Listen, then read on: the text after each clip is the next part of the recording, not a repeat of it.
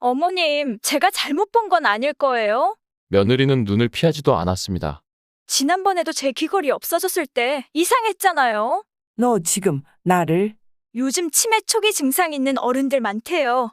혹시 어머니도 아들이 그 옆에서 말했습니다. 어머니, 솔직하게 말씀해 주세요. 경찰 부르기 전에. 그 순간이었습니다. 팔을 덜덜 떨며 가방을 여는 어머니의 손끝에서 모든 게 무너져 내리고 있었습니다. 그리고 그날 밤 어머니는 짐을 싸들고 눈보라 속으로 사라지셨습니다. 안녕하세요. 오늘은 어느 시어머니가 겪었던 가슴 시린 이야기 하나 전해드릴까 합니다. 한겨울 보일러가 고장 나 찾아간 아들 집에서 도둑으로 몰리고 치매 소리까지 들은 어머니. 그녀는 그날 이후 조용히 인생을 뒤집어 놓는 선택을 하셨습니다. 이제 그 이야기를 들려드리겠습니다. 경북 안동 69세 이정희는 조용한 시골 마을에서 남편과 함께 30년을 살아왔습니다. 작은 기와집에서 고추 말리고 된장 담그며 살던 그 세월은 힘들었지만 따뜻했습니다. 남편 박도연은 손재주 좋은 목수였습니다. 정직하고 말수는 적지만 집안일에도 살뜰했던 사람이었습니다. 재현이 대학만 보내면 내 소원 없겠다. 입버릇처럼 그 말을 반복했고 이정희는 그런 남편을 믿고 따랐습니다. 아들 박재현은 눈치도 빠르고 공부도 잘했습니다. 고등학교 시절엔 새벽 5시에 도시락을 싸고 밤 12시가 넘도록 독서실 앞에서 아들을 기다리는 날도 많았습니다. 남편과 이정희는 없는 살림에 학원비를 감당하려 새벽 청소와 시장 반찬 장사를 병행했습니다. 그 모든 고생 끝에 아들이 서울의 4년제 대학에 합격했을 땐 이정희는 말없이 남편의 손을 꼭 잡았다고 했습니다. 됐어. 이제 됐네. 기숙사비가 모자라던 어느 날 이정희는 금반지 하나를 뽑아 아들에게 쥐어줬습니다. 부끄러워하지 마. 우리는 자랑스러운 집이야. 서울로 떠나는 날 남편은 아들에게 오랜만에 긴 편지를 써주었습니다. 그 편지는 아직도 이정희의 장롱 속에 고이 보관되어 있습니다. 하지만 그렇게 웃었던 시절은 오래가지 않았습니다. 남편은 어느 날부터인가 극심한 피로를 호소했습니다. 체중도 빠지고 눈밑이 누렇게 변해갔습니다. 병원에 갔을 때는 이미 간암 말기였습니다. 너무 늦게 왔습니다. 6개월 정도 남았습니다. 의사의 말에 이정희는 귀를 의심했습니다. 박도연은 병원 침대에 앉아 덤덤히 말했습니다. 됐네. 나한텐 재현이가 있잖아. 그 뒤로 몇 달 동안 이정희는 병원과 집을 오가며 간병했습니다. 매일같이 남편의 밥을 떠먹이고 고통을 참으며 손을 잡아주었습니다. 박도연은 끝까지 자신보다 아내를 먼저 걱정했습니다. 애한텐 알리지 마. 시험 기간이잖아. 그의 마지막 말도 가족에 대한 배려였습니다. 정희야, 나 없으면 외롭겠다. 그래도 잘 살아야 해. 너는 강한 사람이잖아. 눈 내리던 날 그는 조용히 숨을 거뒀습니다. 이정희는 장례식장에서 조용히 고개를 떨군 채 아들의 어깨를 붙잡고 말했습니다. 괜찮아. 엄마는 괜찮아. 넌 울지 마라. 남편을 떠나보낸 뒤에 집안은 더 조용해졌습니다. 그 밤 혼자 이불을 덮고 누웠을 때 이정희는 처음으로 혼자 남았다는 느낌을 절절히 실감했습니다. 며칠 뒤에 남편의 양복 주머니를 정리하다가 병원 주차장 영수증과 함께 작은 메모 하나를 발견했습니다. 우리 아들 잘 부탁한다. 끝까지 응원한다. 그 문장을 본 순간 이정희는 손으로 입을 틀어막고 한참을 울었다고 했습니다. 그날 이후 그녀의 삶은 아들에게 집중되었습니다. 재현이의 사회생활, 결혼 소식, 승진 소문 하나하나가 그녀의 자부심이자 생의 의미였습니다. 서울에서 첫 인사를 온 며느리 장수연도 처음엔 참 반듯한 아가씨구나 싶었다고 했습니다. 하지만 결혼식이 끝난 지 얼마 지나지 않아 며느리의 말투와 시선, 태도는 서서히 바뀌어 갔습니다. 요즘은 각자 가정을 꾸리는 게 자연스러워요. 어머님, 저희가 알아서 할 테니 너무 간섭하지 마세요. 그 말들 속에는 분명히 경계선이 보였습니다. 명절엔 이번엔 힘들 것 같다. 는 문자만 날아왔고 손주 돌잔치에도 초대 한 번 받지 못했습니다. 그럼에도 이정희는 누구에게도 불평하지 않았습니다. 애들 바쁜 거지. 내가 더 참으면 되지. 이정희는 그렇게 살아왔습니다. 참고 감싸고 묻어두며. 그런 그녀가 처음으로 나도 사람인데 하고 입을 열게 된 그날 밤에 사건이 다가오고 있었습니다. 서울에 도착한 건 오후 3시 반쯤이었습니다. 3시간 넘게 버스를 타고 다시 지하철과 버스를 갈아타 도착한 아들 집. 손은 시리고 다리는 붓고 캐리어는 자꾸 한쪽으로 기울어졌습니다. 현관 앞에 서서 초인종을 누르기 전 이정희는 한 번 더 옷깃을 여몄습니다. 하루만 자고 나온다. 민폐 끼치지 말자. 띵동. 문이 열리자 며느리 수연이 보였습니다. 놀란 표정으로 현관에 선 이정희를 한동안 말없이 바라보다 작게 말했습니다. 어머님 오셨어요? 집 보일러가 고장나서. 오늘 밤만 재우고 가마. 불편하게 안 할게. 수연은 입술을 꾹 다물고 잠시 망설였습니다. 그리곤 살짝 웃으며 몸을 비켰습니다. 네, 들어오세요. 거실에 들어서자 익숙한 듯 낯선 온기가 느껴졌습니다. 깔끔하게 정돈된 소파와 테이블, 벽에 걸린 가족 사진. 그 안에 자신이 빠져있다는 사실이 문득 서글프게 느껴졌습니다. 아들 재현은 거실에서 태블릿을 보고 있다가 고개를 들었습니다. 엄마, 연락도 없이 왜 갑자기? 날이 너무 추워서 보일러가 며칠째 안 돼. 이정희는 조심스레 가방을 소파 옆에 내려놓았습니다. 재현은 불편한 듯 수연을 흘끔 보더니 짧게 고개를 끄덕였습니다. 그래, 하루 정도는 괜찮지 뭐. 잠깐만 쉬었다 갈게. 수연은 고개를 끄덕이며 주방으로 들어갔습니다. 말투는 친절했지만 눈빛은 닫혀 있었습니다. 저녁 식사 준비가 시작됐고 식탁엔 세 사람이 아닌 두 사람의 밥그릇만 놓였습니다. 이정희는 식탁에 앉지 않고 소파에 그대로 앉아 조용히 그 모습을 지켜봤습니다. 내 밥은 없나? 아니, 괜히 말 꺼내서 어색해지지 말자. 수연은 반찬을 놓으며 재현에게 말했습니다. 아까 내가 관리비랑 공과금 넣어둔 봉투 식탁 위에 있었던 거 기억나? 낮에 봤던 거 같은데? 그게 없어졌어. 분명 점심 먹고 올려놨는데 지금 없어. 재현이 잠깐 정색했습니다. 진짜? 안 치웠잖아? 응? 손도 안 댔어. 이상하지? 그 말에 이정희는 슬며시 고개를 숙였습니다. 식탁 위에 그런 게 있었는지조차 몰랐습니다. 수연은 서랍을 열고 선반을 들춰보고 거실 테이블 밑까지 살펴봤습니다. 그러다 문득 이정희 쪽을 바라보며 말했습니다. 어머님, 혹시 봉투 못 보셨어요? 흰 봉투였는데요. 현금 좀 들어있었거든요. 무슨 봉투? 나는 못 봤는데 혹시 착각해서 가방에 넣으신 건 아니시겠죠? 말끝에 담긴 의심은 감추기 어려웠습니다. 이정희는 천천히 자리에서 일어났습니다. 가방 한번 열어볼게. 캐리어를 열고 옷가지들을 하나씩 꺼내며 차분히 말했습니다. 여기 내 옷, 수건, 약봉지. 아무것도 없지 않니? 속옷 가방까지 열어보자 수연은 뒤늦게 손사래를 쳤습니다. 아니에요, 어머님. 그렇게까지 하실 필요는 없는데. 그 순간 아이 방 쪽에서 강아지가 입에 뭔가를 물고 튀어나왔습니다. 수연이 달려가 확인하자 그것은 흰 봉투였습니다. 살짝 구겨졌지만 안에 현금은 그대로였습니다. 여기 있었네. 수연은 짧게 말하며 봉투를 식탁 위에 놓았습니다. 사과는 없었습니다. 재현도 작게 웃으며 말했습니다. 강아지가 물고 간 거였네. 다행이다, 엄마. 하지만 이정희는 대답하지 않았습니다. 그저 조용히 자신의 옷들을 다시 개어 가방에 넣었습니다. 봉투가 나타났는데도 그녀는 여전히 도둑 아닌 도둑처럼 느껴지고 있었습니다. 그날 밤 불 꺼진 방 안은 조용했습니다. 이정희는 아이 장난감 옆에 깔린 얇은 요에 누워 천장을 바라보고 있었습니다. 방에는 손주가 쓰던 베개와 낡은 담요 하나뿐이었습니다. 등과 바닥 사이로 차가운 기운이 올라왔지만 입을 다문 채 참았습니다. 나를 도둑 취급했던 그 표정, 사과는커녕 다행이라는 말 한마디. 이불을 덮고도 마음이 더 추웠습니다. 문틈 너머로 들리는 작은 속삭임이 귀에 들어왔습니다. 여보, 아까 진짜 가방까지 열게 할 필요는 없었잖아. 그럼 뭘 어떻게 해? 그냥 넘어갔다가 진짜 없어진 거면 어떡하라고. 그래도 엄마인데 너무했어. 너무 무례했잖아. 당신은 항상 엄마 편이야. 나한텐 그럴 권리도 없어? 재현은 더 말이 없었습니다. 그 순간 이정희는 문틈을 바라보며 눈을 감았습니다. 마치 자신이 없는 사람처럼 그들 대화에서조차 배제된 기분이었습니다. 다음날 아침 거실로 나왔을 때 수연은 아이 이유식을 만들며 분주했고 식탁 위에는 작은 접시에 식빵 2장과 달걀 프라이 하나가 놓여 있었습니다. 커피 한 잔, 물 한 컵, 그 어떤 말도 없이 식탁은 조용했습니다. 어머님 드세요. 수연이 그제야 말했습니다. 이정희는 조용히 앉아 식빵을 한 입 베어 물었습니다. 하지만 목으로 잘 넘어가지 않았습니다. 잠시 후 재현이 넥타이를 고쳐 매며 나왔습니다.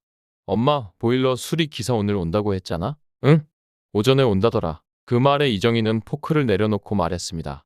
그럼 나 오늘 내려갈게. 수연은 놀라지도 않았고 재현은 살짝 고개만 끄덕였습니다. 그래, 엄마. 조심해서 내려가. 그 말에는 미안함도 아쉬움도 느껴지지 않았습니다. 그녀는 천천히 일어나 가방을 챙겼습니다. 작은 손가방과 캐리어 그리고 남편 사진이 든 지갑을 가슴에 꼭 안았습니다. 신발을 신는 도중 수연이 말했습니다. 어머님, 정말 죄송한데요. 혹시 담배 피우세요? 이정희는 몸을 멈췄습니다. 뭐라고? 방 안에서 약간 담배 냄새 비슷한 게 나서요. 쿠션에 좀 밴 것 같기도 해서 혹시. 순간 숨이 턱 막혔습니다. 내가 담배를? 나는 평생 그런 거 안 피워. 아, 그럼 아닐 수도 있죠. 요즘은 향수 냄새나 바디로션 같은 것도 헷갈리더라고요. 말끝을 흐리는 며느리의 말투가 더 가시처럼 느껴졌습니다. 이정희는 입을 다물었습니다. 아무 말도 하지 않고 조용히 현관문을 열었습니다. 엄마, 잘 내려가. 재현의 말에도 고개를 돌리지 않았습니다. 단 한 번도 미안하다. 는 말을 하지 않는 아들의 침묵이 그녀에겐 가장 큰 배신이었습니다. 엘리베이터를 기다리며 눈을 감았습니다. 가방을 든 손은 저리도록 아팠고 가슴은 얼어붙은 듯 무거웠습니다. 지하철을 타고 다시 버스를 타고 안동으로 돌아가는 길은 유독 멀게 느껴졌습니다. 창밖으로는 눈발이 흩날렸고 바람은 날카로웠습니다. 도착한 집은 여전히 싸늘했습니다. 현관문을 열자 차가운 공기가 온몸을 감쌌고 방 안은 밤새 아무도 들어오지 않은 공기가 그대로였습니다. 이정희는 신발을 벗고 거실에 주저앉았습니다. 조용한 공간에선 냉장고 돌아가는 소리마저 또렷하게 들렸습니다. 그리고 벽에 걸린 남편 사진을 바라보며 중얼거렸습니다. 여보, 나 바보였나 봐. 그 애들이 날 어떻게 생각하는지 이제야 제대로 알았어. 눈물이 뺨을 타고 흘러내렸습니다. 다음 날 옆집 김분자가 김치 한 통을 들고 찾아왔습니다. 술래야, 잘 다녀왔어? 근데 얼굴이 왜 그래? 무슨 일 있었니? 이정희는 처음으로 울음을 터뜨렸습니다. 김분자는 그녀의 등을 두드리며 조용히 말했습니다. 참지 마. 이제 참을 만큼 참았잖아. 그동안 너무 혼자 견뎠어. 그 말에 이정희는 고개를 끄덕였습니다. 그리고 조용히 결심했습니다. 이젠 나를 위해 살아야지. 며칠 동안 이정희는 외출을 삼갔습니다. 차가운 바닥 위에 핫팩을 올려두고 남편의 낡은 외투를 껴입은 채 하루 종일 라디오만 들으며 시간을 보냈습니다. 당신 없으니까 더 외롭네. 남편 사진을 보며 혼잣말을 할 때면 눈가가 저절로 젖었습니다. 그러던 어느 날 낮잠을 자고 있는데 집 전화가 울렸습니다. 수학이 넘어 익숙한 목소리가 들려왔습니다. 엄마, 나야, 재현이. 오랜만에 들리는 아들의 목소리는 어딘가 낯설었습니다. 조심스럽고 불안해 보였습니다. 엄마, 지난번에 진짜 미안했어. 그날 이후 수연이도 많이 반성했어. 엄마 많이 속상했지? 이정희는 잠시 말을 잇지 못했습니다. 가슴 한쪽이 미묘하게 저렸습니다. 그래, 나도 말없이 나와서 미안하다. 엄마, 혹시 시간 되면 주말에 내가 내려가도 될까? 그 말을 들은 이정희는 한동안 침묵했습니다. 하지만 이내 작게 대답했습니다. 그래, 와라. 주말 오후 재현과 수연은 손주와 함께 안동을 찾았습니다. 현관문을 열었을 때 이정희는 자신도 모르게 눈을 깜빡였습니다. 손에는 과일 바구니와 영양제. 수연은 평소와 달리 다소곳하게 고개를 숙였습니다. 어머님, 죄송했어요. 그날 제가 너무 예민했어요. 아니야. 나도 기분 나쁘게 받아들였을 수도 있지. 하지만 그 말은 표면적인 평화였을 뿐입니다. 식탁에 둘러앉아 점심을 먹으며 수연은 말을 꺼냈습니다. 어머님, 지난번에 오셨을 때 제가 너무 무심했어요. 그래서 앞으로는 저희 집에서 같이 지내시면 어떨까 하고요. 이정희는 숟가락을 들다가 멈췄습니다. 같이? 네. 아이도 어머님이랑 정들었고요. 집에 계시면 저희도 든든하고. 수연의 말투는 다정했지만 어딘가 부자연스러웠습니다. 그날 밤 아들 부부는 아이를 재운 후 조심스럽게 다시 말을 꺼냈습니다. 엄마, 혹시 그 땅 말인데. 이정희는 고개를 들었습니다. 무슨 땅? 아빠 돌아가시고 나서 예전에 사두셨던 땅 있잖아. 그게 요즘 개발 소문이 돈다고 해서. 그래서 혹시 매각하실 생각은 없으신지. 아니, 그게 아니라 그냥 궁금해서 그래. 그 말에 이정희는 작게 웃었습니다. 그 웃음은 다정하기보다는 어딘가 슬퍼 보였습니다. 그 땅 아버지가 우리 재현이 등록금 마련하려고 사두신 거야. 그땐 누가 알아줬겠니? 그냥 먼지 나는 땅이었지. 엄마, 혹시라도 팔 생각 있으시면 저희랑 상의 좀 해줘요. 요즘 애 키우는 것도 쉽지 않아서. 그 말을 끝으로 대화는 잠시 멎었습니다. 이정희는 조용히 부엌으로 들어가 차를 내렸고 아들 부부는 난처한 표정으로 눈을 마주쳤습니다. 다음 날 아침 이정희는 아이와 함께 마당에서 고구마를 굽고 있었습니다. 수연이 다가와 조심스럽게 물었습니다. 어머님, 혹시 상속 같은 건 따로 정리하셨어요? 이정희는 아이에게 군고구마를 건네며 말했습니다. 응? 정리해뒀어. 정리하셨다고요? 그래. 내가 늙고 쓰러지면 자식들끼리 싸울까 봐. 아예 다 정리해뒀다. 그 말에 수연의 얼굴이 굳어졌습니다. 하지만 이정희는 표정 하나 바꾸지 않았습니다. 그날 저녁 아들 부부는 안동을 떠났습니다. 돌아가는 차 안에서 재현은 조용히 말했습니다. 엄마가 변한 것 같지 않아? 응? 예전 같지 않아. 혹시 정말 누군가한테 땅 넘기신 건 아닐까? 그럴 리가 있겠어? 그러나 그들의 불안은 결코 근거 없는 것이 아니었습니다. 며칠 후 이정희는 변호사 사무실을 찾았습니다. 남편의 오랜 친구였던 정 변호사는 미소를 지으며 말했습니다. 정희두님, 유언공증서 마지막 문장도 제가 손봐드렸습니다. 이대로 제출하면 누구도 이견 제기 못합니다. 그래요. 그렇게 해주세요. 이정희는 떨리는 손으로 사인을 마치고 봉투를 닫았습니다. 그리고 생각했습니다. 가족이니까 무조건 준다는 세상은 끝났어. 이젠 나한테 진심이었는지를 보고 싶어. 며칠 뒤 이정희는 읍내 도서관에 들러 책 몇 권을 빌렸습니다. 정장을 입고 진지한 얼굴로 문서를 작성했던 정 변호사의 말이 머릿속을 맴돌았습니다. 이제 서류는 다 완성됐습니다. 누님 뜻대로 복지재단 설립과 기부 절차 모두 확정됐고요. 예정대로 다음 달 초에 공증 결과가 발표되면 뉴스에도 나올 수 있어요. 이정희는 고개를 끄덕이며 봉투를 가방 깊숙이 넣었습니다. 그리고 그날 저녁 집에서 차를 마시던 중 아들 재현에게 전화 한 통이 걸려왔습니다. 엄마, 잘 계시지? 이번 주에 수연이랑 또 내려가 보려고. 그래, 애는 잘 있고? 응? 할머니 보러 가고 싶대. 전화기 너머의 목소리는 한결 부드러워 보였습니다. 하지만 이정희는 알 수 있었습니다. 아들의 말투에 섞인 얄팍한 계산과 망설임을. 주말이 되자 재현과 수연은 다시 안동으로 내려왔습니다. 이번에는 훨씬 살가운 태도로 이정희를 맞았습니다. 어머님, 얼굴 좋아 보이세요. 음식도 해오고 싶었는데 간이 안 맞을까봐 걱정돼서요. 수연은 작은 보자기 꾸러미를 꺼내며 웃었고 재현은 현관문에 신문지를 깔고 먼지를 털었습니다. 그날 저녁 셋이 둘러앉아 도란도란 이야기를 나누던 중 수연이 조심스럽게 입을 열었습니다. 어머님, 그 땅 이야기 혹시 최근에 뭐 바뀐 거 있으세요? 이정희는 수저를 내려놓고 수연을 바라봤습니다. 왜 묻니? 아니, 동네에서 들었어요. 그쪽에 개발 들어간다고 뉴스에 떴더라고요. 그래, 나도 들었어. 그럼 혹시 매각을 생각해 보신 건가 해서요. 엄마도 나이 드시면 관리하기 어렵잖아요. 재현은 말없이 고개를 끄덕였습니다.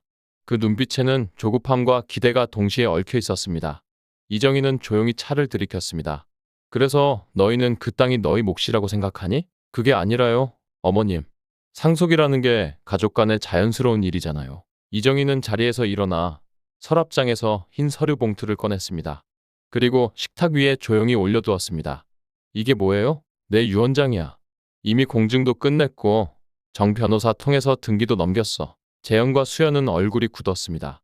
어머님, 그런 중요한 걸 왜 저희랑 상의도 없이 하셨어요? 내가 상의했니? 날 도둑으로 몰고 담배 핀다고 의심한 사람한테 내가 뭘 상의해야 하니? 말투는 차분했지만 단호했습니다. 수연이 작게 숨을 들이쉬며 말을 이었습니다.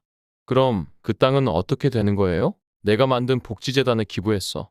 노인들 돌보고 밥 굶는 어르신들 위해 쓰일 거야. 재현이 얼굴이 하얗게 질렸습니다. 엄마, 그건 너무하잖아. 우리도 애 키우고 살려면 나도 자식 키웠어. 내 아버지는 너 대학 보내려고 한겨울에도 공사장 나갔고 나는 매일 새벽 시장에서 김밥 팔았어. 그 말에 수연이 고개를 숙였습니다. 하지만 이정희는 멈추지 않았습니다. 나 한 번도 내게 바란 적 없어. 그저 잘 살라고 잘 되라고만 생각했지. 그런데 내가 추운 날 보일러 고장 나서 너희 집 갔을 때 어떻게 했는지 기억 안 나니? 재현은 말이 없었습니다. 수연이 작게 입을 열었습니다. 그건 제가 잘못했어요. 경황이 없어서. 그럼 됐어. 나도 이제 경황 없이 살기 싫어서. 정리한 거야. 내 인생. 순간 방 안엔 찬 기류가 돌았습니다. 재현은 서류를 바라보다 조용히 말했습니다. 엄마, 다시 생각해보면 안 돼? 안 돼. 내가 이번에 느낀 건 가족이라고 다 가족이 아니라는 거야. 그 말은 재현의 가슴을 깊게 찔렀습니다. 그렇게까지 하셔야겠어요? 우리도 가족이에요. 그렇게 배제하시면 나는 이미 배제됐었어. 너희 집 소파에서, 식탁에서, 대화 속에서 그걸 이제 돌려주는 것뿐이야. 다음 날 아침 재현과 수연은 말없이 집을 나섰습니다. 차 문을 닫고 떠나는 뒷모습을 보며 이정희는 생각했습니다. 이게 끝일까? 아니면 시작일까? 그녀는 알 수 있었습니다. 아들의 침묵 속에 담긴 서운함과 며느리의 굳은 표정 속에 자리한 욕심이 언젠가 다시 모습을 드러낼 거라는 것을. 하지만 지금은 후회하지 않았습니다. 이제라도 나를 지키기 시작했으니까. 이정희는 복지재단 설립 서류를 정리해 책장 깊숙이 넣었습니다. 겨우내 얼었던 마음이 조금은 따뜻해진 듯 했습니다. 하지만 평온은 오래가지 않았습니다. 그 일이 있고 2주가 지난 어느 날 정 변호사에게서 전화가 왔습니다. 누님, 조심하셔야 할 것 같습니다. 최근에 자녀분 중 한 분이 유언공증 관련해서 연락 요청을 했습니다. 그 말을 들은 이정희는 조용히 창밖을 바라봤습니다. 저 멀리 시골 논밭 사이로 봄바람이 불고 있었지만 그녀의 속은 다시 얼어붙는 것 같았습니다. 그 주 주말 재현과 수연이 다시 집을 찾았습니다. 이전과는 달리 그들의 표정은 어딘가 굳어 있었습니다. 엄마, 잠깐 얘기 좀 해요. 식탁에 마주 앉자 재현이 봉투 하나를 꺼내 들었습니다. 이거 혹시 기억하시죠? 아버지 돌아가시고 나서 땅 관련해서 엄마가 아버지 명의로만 남겨둔다고 했던 계약서요. 이정희는 고개를 끄덕였습니다. 그래, 그거 내가 따로 정리했지. 근데 왜 우리한테는 한마디 말도 없이 재단에 넘기신 거예요? 그 땅, 아버지가 내 대학 등록금 위에 사두신 거잖아요. 그래서 너는 학비 한 번 못 냈니? 나는 내가 학교 다닐 때 도시락 2개 싸고 버스 2번 갈아타며 매일 김밥 팔아서 뒷바라지 했어. 말이 끝나기 무섭게 수연이 끼어들었습니다. 어머님, 그건 저희도 다 알아요. 그런데 저희도 아이 키우고 있고 생활이 넉넉하지 않아요. 그 돈이 있으면 저희 애 교육도 대출도 갚을 수 있고. 이정희는 말없이 수연을 바라봤습니다. 그리고 조용히 물었습니다. 그날 기억나니? 어떤 날이요? 내가 겨울에 추워서 너희 집 찾아갔던 날. 보일러도 안 되는 집에서 하루 자려고 했던 그날. 수연의 입이 굳어졌습니다. 봉투 없어졌다고 의심했지. 내가 담배 피우는 줄 알았다고 했고 가방 열어서 속옷까지 뒤졌어. 기억 안 나니? 재현이 작게 숨을 내쉬며 말했습니다. 엄마, 수연이도 그날 경황이 없어서 그걸 이제 와서 뭐? 너희는 그때 나를 이미 내쫓았어. 손주 얼굴 보기도 전에 내일 오전에 나가셔야 해요 했잖아. 수연이 목소리를 높였습니다. 어머님, 그건 상황이 있었고 그렇게까지 말씀하시지 않아도 돼요. 그 순간 이정희의 목소리가 흔들렸습니다. 그래, 안 해도 돼. 그러니까 나도 이제 너희랑 안 엮이려고 공증한 거야. 그동안 모욕당한 거, 배신감. 그게 나한텐 돈보다 컸어. 재현이 자리에서 일어났습니다. 목소리는 낮았지만 말끝이 싸늘했습니다. 엄마, 우리 자식 맞죠? 이렇게까지 할 줄은 몰랐어요. 그 말에 이정희는 미소를 지었습니다. 그건 서글프고 쓸쓸한 하지만 단단한 미소였습니다. 내가 너희에게 뭘 그렇게 잘못했니? 아무도 대답하지 못했습니다. 그날 밤 재현과 수연은 묵묵히 집을 나섰습니다. 이정희는 대문이 닫히는 소리를 들으며 창가에 서 있었습니다. 그리고 생각했습니다. 이제 시작이구나. 내 인생을 내가 지키는 싸움이. 재현과 수연이 떠난 다음 날 아침, 이정희는 오래 묵혀뒀던 장롱을 열었습니다. 남편의 옛 양복과 목도리, 손때에 묻은 셔츠가 고스란히 남아 있었습니다. 그 중에서도 바느질이 덧대어진 낡은 수첩 하나가 눈에 들어왔습니다. 그 수첩에는 남편이 생전에 써두었던 짧은 메모들이 빽빽하게 적혀 있었습니다. 재현이 입학금 송금 200만 원, 정희 병원비 8만 원. 이 돈은 아들한테 쓰는 기쁨이야. 페이지를 넘길수록 이정희의 눈가엔 눈물이 고였습니다. 그래, 우리 그렇게 살았지. 그 아이를 위해 살았고 다 줘도 아깝지 않았는데. 하지만 지금은 다르다는 걸 깨달았습니다. 그날 오후 이정희는 마을 이장과 면사무소 복지팀을 찾아갔습니다. 작은 공간이지만 빈집을 활용한 노인 돌봄 커뮤니티 공간 설립을 문의했고 무료 급식소 운영 계획을 세부적으로 제안했습니다. 이 동네에 혼자 계신 어르신들 많잖아요. 매일 아침밥 한 그릇, 따뜻한 말 한마디, 그게 필요한 분들 많아요. 이장의 눈이 휘둥그레졌습니다. 정희 어르신, 그거 진심이세요? 진심입니다. 이 돈 자식들 주느니 진짜 필요한 어른들에게 쓰고 싶어요. 며칠 후 읍내 게시판과 지역신문에 이정희의 복지재단 소식이 실렸습니다. 그리고 그 소식을 접한 아들 부부는 즉시 다시 전화를 걸어왔습니다. 엄마, 정말 그 땅 팔아서 거기다 다 쓰신 거야? 그걸 왜 그렇게 급하게 처리하신 건데요? 이정희는 조용히 대답했습니다. 급하진 않았어. 오래 고민했어. 그리고 내 태도 덕분에 결심을 굳혔지. 엄마, 그거 우리 몫인 거 몰라서 그래? 아빠가 놔줄 생각으로 산 땅이잖아요. 아빠가 내게 준 건 땅이 아니라 기회였어. 공부할 수 있는 기회, 사람답게 살 수 있는 기회. 그걸로 충분했어야지. 그 말에 수연이 다시 수화기를 잡고 말했습니다. 어머님, 저희는요? 그동안 어머님 모시려고 마음 다잡은 게 몇 번인데. 이런 식이면 너무해요. 그래? 그날 내 속옷까지 뒤지던 그 태도가 마음 다잡은 결과였니? 말끝이 차가웠습니다. 그리고 수화기 너머로 아무 말도 들리지 않았습니다. 그날 밤 이정희는 마을 경로당 게시판에 작은 포스터를 붙였습니다. 무료 점심 운영합니다. 매일 오전 11시 오후 2시까지. 누구나 따뜻한 국밥 한 그릇 드실 수 있어요. 첫날은 단 3명, 둘째 날은 6명, 셋째 날엔 20명이 찾아왔습니다. 정희야, 이런 게 천국이지 뭐냐. 자식이 안 챙겨줘도 내가 있어 든든하다. 그 따뜻한 말 한마디 한마디가 그녀의 상처난 마음을 치유해주고 있었습니다. 그날 저녁 현관 앞에 검은 봉투 하나가 놓여 있었습니다. 엄마, 한 번만 다시 생각해줘. 우린 정말 미안하고 이제 진심으로 모시고 싶어. 이름도 없이 손글씨로 적힌 쪽지와 함께 고급 영양제와 백화점 상품권이 들어 있었습니다.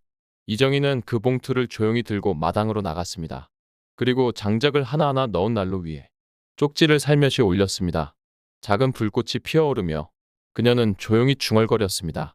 이제 불쌍한 척하는 건 안 통해. 그 순간 그녀의 복수가 진짜로 시작되었다고 느꼈습니다. 쪽지가 타는 모습을 지켜보며 이정희는 오래된 응어리를 내려놓았습니다. 그것은 단지 한 장의 종이가 아니었습니다. 눈물 섞인 미안함을 가장한 또 다른 욕심의 그림자였습니다. 다음 날 읍사무소 복지 담당자에게서 전화가 왔습니다. 이정희 어르신, 무료급식소 소문이 퍼졌어요. 지역 방송국에서도 취재 요청이 들어왔습니다. 그녀는 잠시 고민하다가 말했습니다. 그럼 어르신들 사는 모습도 같이 비춰주세요. 도움이 필요한 분들이 얼마나 많은지 그게 더 중요해요. 며칠 뒤 작은 지역 뉴스에 이정희의 얼굴이 등장했습니다. 안동의 할머니의 노인을 위한 국밥 한 그릇에서 시작된 기적. 방송 이후 후원 문의가 늘었고 근처에서 자원봉사를 하겠다는 대학생들도 찾아왔습니다. 할머니, 너무 멋지세요. 제 꿈도 이렇게 사람 돕는 일이에요. 밥 한 그릇이 사람을 살린다는 말 진짜였어요. 이정희는 부끄러워 웃으며 손수 밥을 퍼 담고 국을 끓였습니다. 반면 서울의 아들 집에는 서서히 이상한 기류가 감돌기 시작했습니다. 재현은 회사에서 인사이동을 받았습니다. 예상치 못한 부서 발령에 얼굴이 굳어졌고 수연은 친구들에게 소식을 들었다며 불안에 떨었습니다. 요즘 뉴스 봤어? 어머님이 한 땅 재단에 다 기부했다는 기사, 그거 너희 얘기지? 진짜? 근데 왜 그렇게까지 하셨대? 수연은 대답하지 못했습니다. 웃으며 대했지만 그들의 시선은 명백했습니다. 어머님이 저렇게 대단한 분인데 왜 아들 며느리는 평소에 모셨던 흔적이 없을까? 소문은 빠르게 퍼졌고 동네 사람들도 수군거렸습니다. 그 큰 돈을 자식들한테 안 주고 남을 돕는다잖아. 자식이 뭐 잘못했나 보지 부모가 그냥 그럴 리가 있나. 수연은 점점 외출도 줄었고 재현은 주말에도 회사 핑계를 대며 집에 틀어박혔습니다. 그러던 중 수연은 다시 이정희에게 전화를 걸었습니다. 어머님, 저희가 그동안 너무 경솔했던 것 같아요. 한 번만 다시 말씀 나눌 수 있을까요? 이정희는 조용히 고개를 끄덕이며 말했습니다. 그래, 내려오거라.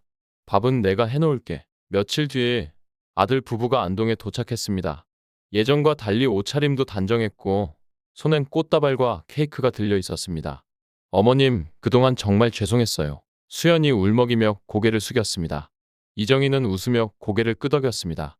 그래, 잘 왔다. 밥 먹자. 셋은 함께 저녁을 먹었습니다. 예전엔 상상도 못했던 장면이었습니다. 하지만 식사 중 재현이 조심스럽게 말을 꺼냈습니다.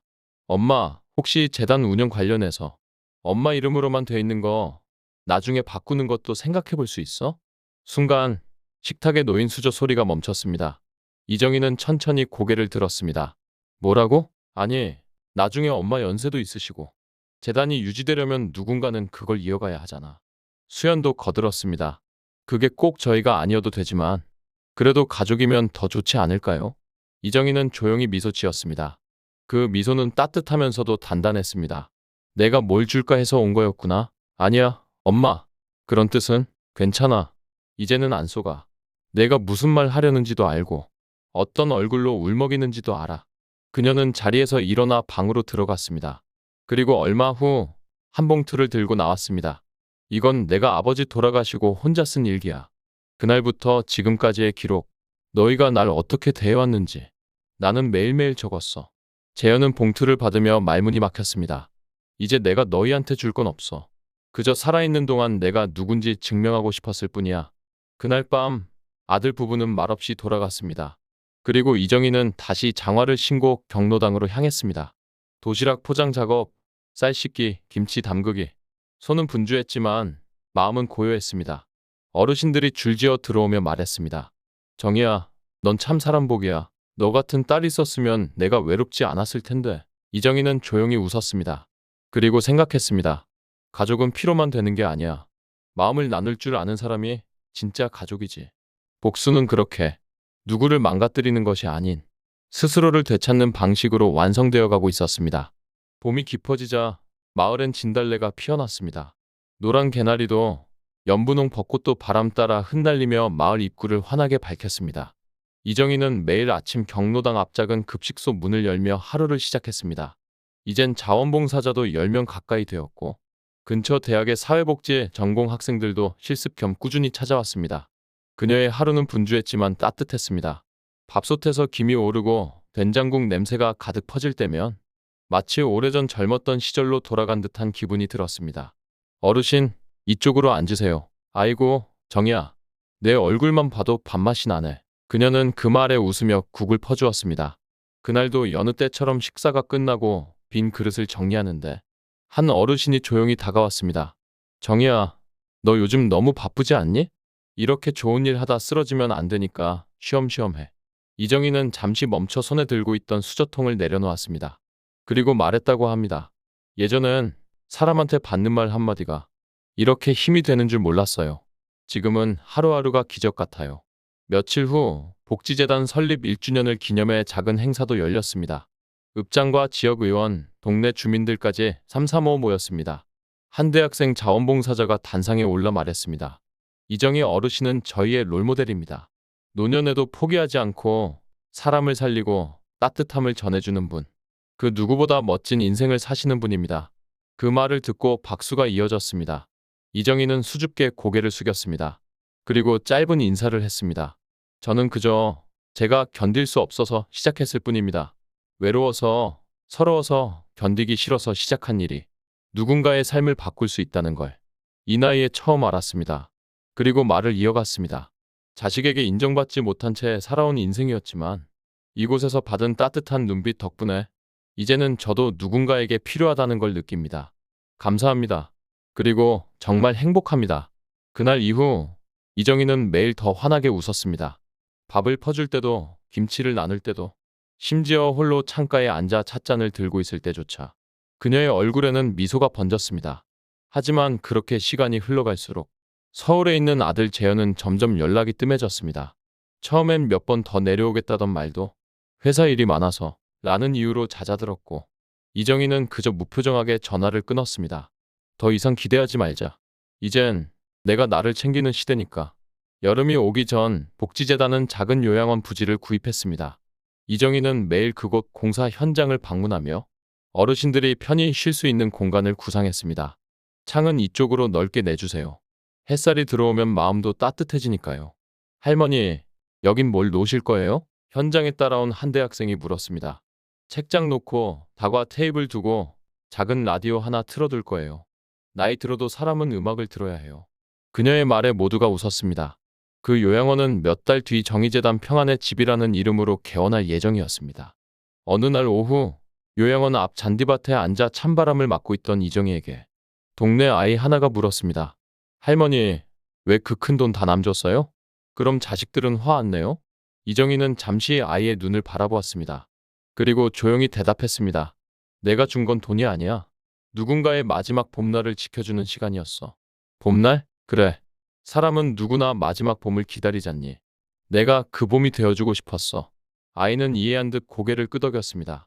밤이 되자 집안에는 조용한 음악이 흘렀습니다. 남편의 사진 앞에 앉아 이정희는 말했습니다. 여보, 나 이제 외롭지 않아. 당신이 있던 자리를 내가 다시 채웠어.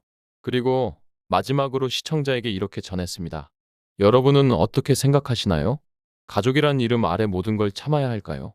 내가 나를 지키는 것이 이기적인 걸까요? 저처럼 인생 후반에라도 스스로를 다시 찾고 싶은 분이 계시다면 망설이지 마시고 작은 걸음부터 내딛어 보세요. 그 한 걸음이 누군가에겐 또 다른 희망의 시작이 될 수 있으니까요. 제 이야기가 조금이라도 마음에 남았다면 좋아요와 구독 그리고 따뜻한 댓글 남겨주세요. 여러분들의 이야기로 이 공간이 더 풍성해지길 바랍니다.